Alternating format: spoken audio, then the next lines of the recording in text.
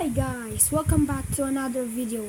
But today I'm reacting jump scares. So let's get started. Number 15, Thief Through the Keyhole. In the reboot of the Thief series, you once again play the role of Garrett as you slink around the Moira Asylum, which was originally a treatment facility for the insane and other mentally ill. In search of riches, you come across another locked door, which you investigate through the keyhole before entering. When you are met with the sudden appearance of a ghostly-looking woman telling you that you shouldn't be there. There's not much backstory to the spooky spirit, but she's pretty terrifying. Number 14, Resident Evil 4, Lake Monster. Delago, Spanish for from the lake, was a massive, plaga-infected amphibian that lived in a lake near a Spanish village. In the popular survival horror, Resident Evil 4, as the player, when walking through the outskirts of the village, you start approaching a lake, in which you briefly see fish swimming in a group. What many people would tell first-time players is that you shoot the fish to obtain certain items. After shooting at the water for a few seconds, Delago shoots out of the water, devours the character, and scares the shit out of you. When this game was ported to PS3 and Xbox 360, the jump scare would award the player with an achievement, ironically titled, Don't Shoot the Water. Number 13, BioShock Infinite, Boys of Silence. The Boys of Silence are young men fitted with sense-enhancing helmets and are forced to act as watchmen. They are referred to as Elizabeth's children. They are in fact young men brainwashed from childhood and forced into total subservience. Thanks to Elizabeth's intervention, they also have limited control over tears, allowing them to partially control the lunatics of Comstock House and teleport out of existence after raising the alarm or being attacked. Booker DeWitt encounters them in Colombia during the course of BioShock Infinite once he reaches an alternative Comstock House. The Boys of Silence do not actually engage in combat. Their primary purpose is to keep watch over the facility, and the similarly brainwashed men in George Washington, Benjamin Franklin, and Thomas Jefferson masks, known as the lunatics. Rather than fighting Booker directly, Boys of Silence summon the men to fight for them. If Booker enters a Boy of Silence's line of sight, it will stand still and focus on him. If he stays for too long, gets close to the boy, or attacks it, the Boy of Silence will let out a piercing scream and will teleport away. The most famous jump scare from the Boys of Silence occurs in the warden's office just after unlocking the gate to reach Elizabeth in the torture chamber. Once the switch to deactivate the lock is pulled, the player turns around and finds themselves face to face with a Boy of Silence who immediately sounds the alarm and causes the player to be completely caught off guard.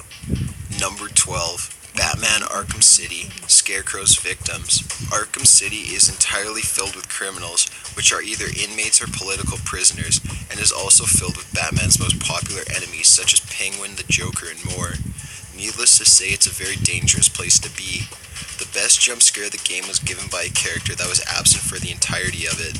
The scare happens when the player finds a lone cargo ship, which holds crates of roaches and other fear-implementing ingredients. It becomes clear that the ship belongs to Scarecrow, another of Batman's well-known enemies.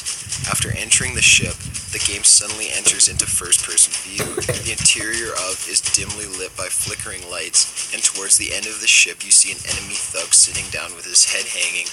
As a natural instinct, you approach the thug to try to understand what has happened to him. While the camera zooms in closer, he awakens quickly, gasps in horror, screams in agony, and convulses at the same time. All of this happens within a few short seconds. Then he returns to his original state, leaving only the racing heart of the player. Number 11. Dead Space. Necromorphs playing dead. During the survival horror, you play the part of an engineer named Isaac Clarke. The game is set on a mining ship in space after Earth goes into near extinction. After a distress signal is sent out, you board the ship to find most of the crew has turned into necromorphs, which are an alien parasite that can reanimate a dead body and mutate it in horrific ways. One of the features of the necromorphs is playing dead. While playing dead, they basically lay perfectly still on the ground. As you pass by, they suddenly pop back to life and scare the shit out of you.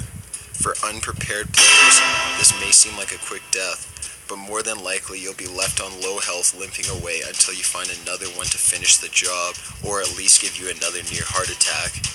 Number 10, Call of Duty Black Ops 2 Zombies, Mob of the Dead. Mob of the Dead, also known as Alcatraz Island and Sunset Strip, is the 15th Zombies map. It's included in the second Call of Duty Black Ops 2 downloadable contact pack, Uprising. The Easter egg known as Jumpscare occurs on the roof where the plane is assembled. The player is required to have a sniper rifle, such as the Baird M82A1 or the DSR-50, and they must proceed to the far end of the roof, to the left of the runway. If the player scopes in on the firework display in the distance, a distorted picture of what appears to be Russman's face will flash up on the screen for a split second, accompanied by a high-pitched scream. Jump scares would later become a common feature in the Zombies map, later appearing in the map Origins, but this one left an impression on players who just wanted to watch some fireworks. Number 9, Internal Darkness, Bathroom Bloodbath Scene. Sanity effects are special features in the game set in place, with the sole purpose of messing with the player's sanity and making the game even more frightening. While playing as the character Alex, when you reach the second floor of the Roy Vass mansion and look into the bathtub, the camera makes a swift zoom inward as you come face to face with Alex's body in a tub full of blood, followed by a scream. Triggering this event does not alter your sanity meter, but acts as a sanity effect regardless. In a game riddled with eerie events designed to make your character go insane, this one stuck with players and made their palms sweat even more while traversing the dark corridors of the mansion. Number 8, Condemned, Criminal Origins, Body and Locker. While playing the part of an agent that works for a forensics team, you venture off to investigate an abandoned school in search of serial killers when you come across a closed locker. After opening the locker, you discover a body inside. As anyone would, you whip out your phone and take a photo of the body. Your colleague, Rosa Angel, tells you that you need to take a photo closer to the body's face to confirm its identity. Once you zoom in on the body, he awakens and grabs your arm, which creates an unexpected shock to the player and character. On the bright side, he has great information for you to aid in solving the case. However, nothing can remove the chills that you receive from the scare. Number 7, Outlast, Hanging Body. Due to a tip from a whistleblower, reporter Miles Upshur enters into a psychiatric hospital owned by a corporation to see what corruptions are occurring. Once he enters, he is horrified to see mutilated corpses of the staff. However, the most frightening scare occurs when he enters a darkened room and has to rely on his night vision camera. The first thing he sees when he peers through the camera is a hanging body and the remains of a SWAT team that was sent in to investigate the asylums themselves. A SWAT officer that was impaled tells you that you need to escape the horrors of the asylum. It proves to be easier said than done though. While this game is filled with many jump scares, this is the first one and it sets the mood for the terrifying story.